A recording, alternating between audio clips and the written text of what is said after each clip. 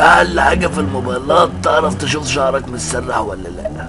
وانا هفضل ماشي كده كتير مش هنصلبط لحد ما نشرب عليه كوبايه شاي.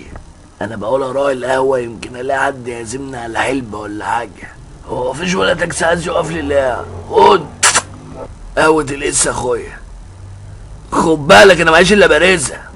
بارزة انزل يا حاج، العربية عطلانة.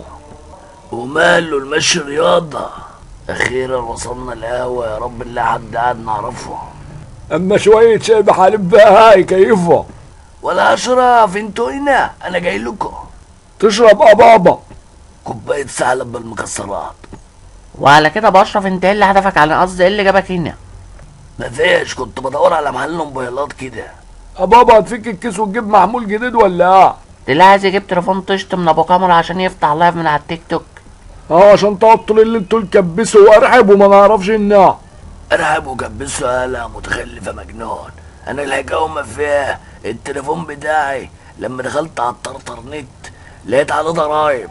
فكنت انا فاكر من 15 ولا 16 سنة كنت جايب المحمول دوت من بتاع موبايلات في الحتة دي. قاعد بدور عليه بقالي 3 ساعات مش لاقيه، مش عارف اعمل ايه. فانا كنت عايز الاقيه عشان لا يدفع لي الضرايب لا اما يرجع التليفون.